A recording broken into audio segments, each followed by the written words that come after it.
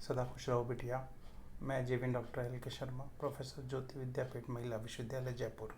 आज का हमारा विषय है अखिल भारतीय सेवाओं में भर्ती। हमारे देश में अखिल भारतीय सेवाओं और उच्च केंद्रीय सेवाओं में भर्ती की वर्तमान प्रणाली निम्नलिखित है, जो कि प्रमुख समितियों द्वारा की गई अनुशंसाओं पर आधारित है। मैकले समिति, कोठारी समिति और सतीश चंद्रा समिति। भारतीय सिविल सेवा से संबंधित मैकले समिति की रिपोर्ट में पहली बार 1854 में लोकसभा में भर्ती संबंधी मूल नीतियों का निर्धारण किया गया था। इस नीति के सबसे महत्वपूर्ण पक्ष थे खुली प्रतियोगिता प्रणाली और शिक्षा परक प्रशिक्षण प्रणाली। अखिल भारतीय सेवाओं और उच्चतर केंद्रीय सेवाओं में सीधी भर्ती के लिए अभ्यर्थी की योग्यता और उपयुक्तता की जांच और आकलन करने की वर्तमान परीक्षा प्रणाली का निर्धारण कोठारी समिति और सतीश चंद्रा समिति द्वारा किया गया है, किंतु मैकले समिति द्वारा निर्धारित मूल नीति और भर्ती संबंधी मान्यता का प्रभाव अभी भी बना हुआ है। डी एस कोठारी की अध्यक्षता में भर्ती नीति एवं चयन पद्धति विषय पर एक समिति संघ लोक सेवा आयोग द्वारा वर्ष 1974 में नियुक्त की गई। इस समिति ने अपनी रिपोर्ट वर्ष 1976 में दी थी, जिनकी अधिकांश अनुशंसाओं को सरकार ने वर्ष 1978 में स्वीकार किया और उन्हें वर्ष 1979 में लागू किया। इस प्रकार प्रतियोगितात्मक परीक्षा की नई प्रणाली का आविर्भाव वर्ष 1979 में हुआ। वर्ष 1993 में सतीश चंद्रा समिति की अनुशंसाओं के आधार पर इस प्रणाली में कुछ बदलाव किए गए। सतीश चंद्रा समिति की अध्यक्षता में भर्ती नीति और चयन पद्धति विषयक समिति की नियुक्ति संघ लोक सेवा आयोग द्वारा 1988 में की गई। समिति ने अपनी रिपोर्ट 1989 में दी और तथा सरकार ने इस समिति द्वारा की गई अनुशंसाओं में कुछ को वर्ष 1993 में लागू भी किया, जिसके अनुसार 200 अंक के निबंध के प्रश्न पत्र को शामिल किया गया था। साक्षात्कार परीक्षा के लिए अधिकतम 250 अंक को बढ़ाकर 300 अंक कर दिए गए। संघ लोक सेवा आयोग द्वारा अखिल भारतीय सेवाओं और उच्चतर केंद्रीय सेवाओं में भर्ती के लिए ली जाने वाली परीक्षाओं को लोक सेवा परीक्षा के रूप में जाने जाने लगा। इस परीक्षा की विशेषताएं इस प्रकार है। एकल परीक्षा। लोक सेवा परीक्षा एकल एवं संयुक्त परीक्षा है, जिसके तहत भारतीय प्रशासनिक सेवा, भारतीय पुलिस सेवा, भारतीय विदेश सेवा, उच्चतर केंद्रीय सेवाओं अर्थात ग्रुप ए और ग्रुप बी के लिए भर्ती परीक्षा आयोजित की जाती है। वर्ष 1979 से पहले 3 अलग अलग परीक्षाएं ली जाती थी। भारतीय प्रशासनिक सेवा, भारतीय विदेश सेवा के लिए, भारतीय पुलिस सेवा और संघ शासित राज्यों में क्लास 2 पुलिस सेवा और केंद्रीय सेवाओं के लिए। राष्ट्रीयता। भारतीय प्रशासनिक सेवा और भारतीय पुलिस सेवा दोनों के लिए अभ्यर्थी भारत का नागरिक होना चाहिए। अन्य सेवाओं के लिए अभ्यर्थी या तो भारतीय नागरिक या नेपाल के प्रजा या भूटान के प्रजा या ऐसे तिब्बती शरणार्थी होनी चाहिए जो भारत में स्थापित होने के इरादे से वर्ष 1965 से पहले आया हो, या भारतीय मूल का वह व्यक्ति जो भारत में स्थायी रूप से बसने के इरादे से Pakistan, Burma, Myanmar, Sri Lanka, Kenya, Uganda, Tanzania, Zambia, Malawi, Zaire, Ethiopia या वियतनाम से भारत आया हो। आयु सीमा। परीक्षा में शामिल होने वाले अभ्यर्थियों को 21 वर्ष से कम और 30 वर्ष से अधिक आयु का नहीं होना चाहिए। अनुसूचित जाति, अनुसूचित जनजाति के अभ्यर्थियों के लिए इस आयु सीमा में 5 वर्ष की तथा अन्य पिछड़ा वर्ग के अभ्यर्थियों के लिए 3 वर्ष की छूट दी गई है। उल्लेखनीय है कि कोठारी समिति ने इस परीक्षा की आयु सीमा 21 से 26 वर्ष होने की अनुशंसा की थी।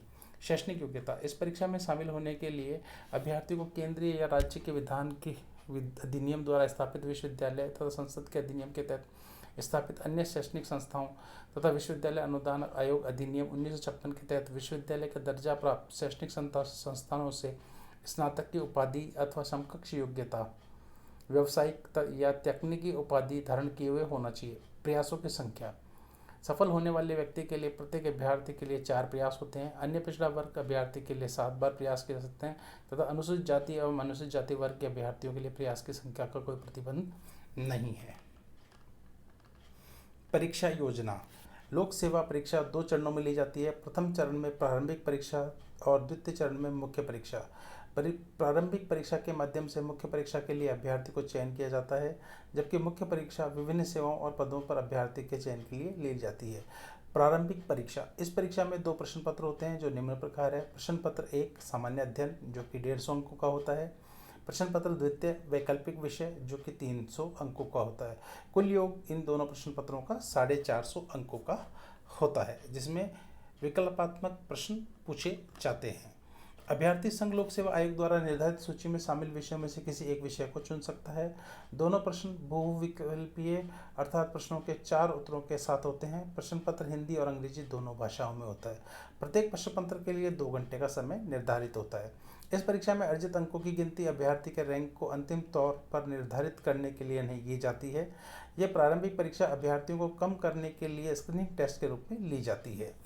तत्पश्चात मुख्य परीक्षा का आयोजन होता है। मुख्य परीक्षा के 2 भाग होते हैं, लिखित परीक्षा और साक्षात्कार। लिखित परीक्षा में निम्नांकित प्रश्न पत्र होते हैं। प्रश्न पत्र 1 भारतीय भाषा जो कि 300 अंकों का होता है।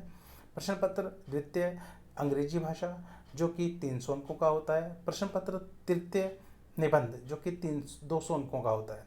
प्रश्न पत्र 4 और 5 सामान्य अध्ययन, प्रत्येक प्रश्न पत्र 300 अंकों का होता है। तो प्रश्न पत्र 4 और 5 कुल मिलाकर के 600 अंकों के होते हैं।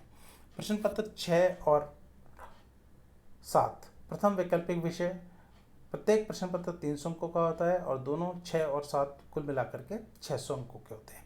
प्रश्न पत्र 8 और 9 द्वितीय वैकल्पिक विषय जो कि विद्यार्थी के द्वारा चयन किया जाता है। प्रत्येक प्रश्न पत्र 300 अंकों का होता है, दोनों का कुल योग 600 अंकों का होता है। कुल मिलाकर के लिखित परीक्षा 2600 अंकों की होती है। तत्पश्चात साक्षरता परीक्षा जो कि 300 अंकों की होती है और कुल मुख्य परीक्षा जो होती है वो 2900 अंकों की होती है। उपयुक्त प्रश्न पत्रों में से भारतीय भाषा और अंग्रेजी भाषा के प्रश्न पत्र में अर्जित अंक को रैंक निर्धारित करने की दृष्टि से गणना में शामिल नहीं किया जाता है। इसके अतिरिक्त सिक्किम तथा पूर्वोत्तर राज्य अरुणाचल प्रदेश, मेघालय, मिजोरम, नागालैंड के अभ्यर्थियों के लिए भारतीय भाषा का प्रश्न पत्र अनिवार्य नहीं होता है।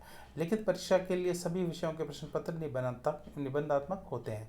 प्रत्येक प्रश्न 3 घंटे की अवधि का होता है। अभ्यर्थी भाषा के प्रश्न 1 और प्रश्न 2 को छोड़कर सभी प्रश्न पत्रों का उत्तर संविधान की 8वीं सूची में उल्लेखित भाषाओं में से किसी भी एक भाषा में या अंग्रेजी भाषा में दे सकता है। भाषा के प्रश्न पत्र 1 और 2 को छोड़कर सभी प्रश्न पत्र केवल हिंदी और अंग्रेजी में तैयार किए जाते हैं। साक्षात्कार परीक्षा, इस परीक्षा का उद्देश्य संघ लोक सेवा आयोग की दृष्टि से अभ्यर्थियों के व्यक्तित्व उपयुक्तता का आकलन करना। साक्षात्कार परीक्षा के माध्यम से अभ्यर्थियों की मानसिक सतर्कता, आत्मीकरण तथा विवेचनात्मक क्षमता, योग्यता, स्पष्ट एवं तर्कपूर्ण अभिव्यक्ति, निर्णय लेने की क्षमता, अभिरुचि, विधिवत गहनता, सामाजिक लगाव और नेतृत्व क्षमता तथा बौद्धिक एवं नैतिक ईमानदारी का आकलन किया जाता है। अभ्यर्थियों का चयन, अभ्यर्थियों द्वारा लिखित परीक्षा अर्थात निबंध, सामान्य अध्ययन और 2 वैकल्पिक प्रश्न पत्र जिनका कुल अंक 2000 होता है तथा साक्षरता परीक्षा 300 अंकों में अर्जित अंकों के आधार पर उनका अंतिम परिणाम रैंक निर्धारण आधारित होता है। मुख्य परीक्षा में अभ्यर्थी द्वारा विभिन्न सेवाओं के लिए व्यक्त वरीयता को भी ध्यान में रखा जाता है। कोठारी समिति ने प्रारंभिक और मुख्य परीक्षा के अतिरिक्त तीसरे स्तर पर अर्थात प्रशिक्षण के बाद परीक्षण की भी अनुशंसा की थी। समिति ने सुझाव दिया था कि मसूरी स्थित लाल बहादुर शास्त्री राष्ट्रीय प्रशासनिक अकादमी में प्रशिक्षण के बाद एक परीक्षा ली जानी चाहिए। अभ्यर्थी को विभिन्न सेवाओं में नियुक्ति मुख्य परीक्षा और प्रशिक्षण के बाद की परीक्षा दोनों में अर्जित अंकों के आधार पर दी जानी चाहिए। सरकार ने इस अनुशंसा को इस आधार पर नहीं माना कि इसमें लाल बहादुर राष्ट्रीय शास्त्रीय प्रशासनिक अकादमी पुनर्गठित करना पड़ेगा। संघ लोक सेवा आयोग सफल अभ्यर्थियों की सूची योग्यता क्रम में तैयार करके उसे कार्मिक मंत्रालय को प्रस्तुत करता है। विदेश मंत्रालय को इन सफल अभ्यर्थियों में भारतीय विदेश सेवा के कोटे के अनुसार पद चुनने का अवसर मिलता है। इसके बाद कार्मिक मंत्रालय भारतीय प्रशासनिक सेवा के अभ्यर्थियों का चयन करता है। इसके बाद भारतीय पुलिस सेवा के लिए अभ्यर्थी गृह मंत्रियों द्वारा चुने जाते हैं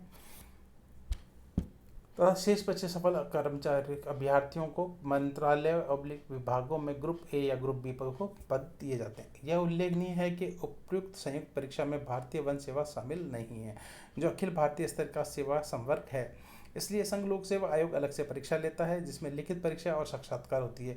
इस सीधी भर्ती के अतिरिक्त पदोन्नति द्वारा भर्ती प्रक्रिया भी अपनाई जाती है। अखिल भारतीय सेवा अधिनियम 1951 में यह उल्लेख है कि भारतीय प्रशासनिक सेवा, भारतीय पुलिस सेवा और भारतीय वन सेवा में कुल पदों की संख्या अधिकतम 33 या 1/3% के बराबर वरिष्ठ कार्यभार पदों को राज्य सेवा में तैनात अधिकारियों को पदोन्नति द्वारा भरा जाना चाहिए। ऐसी पदोन्नति प्रत्येक राज्य में इस प्रयोजन से गठित चयन समिति की अनुशंसा पर ही की जाती है।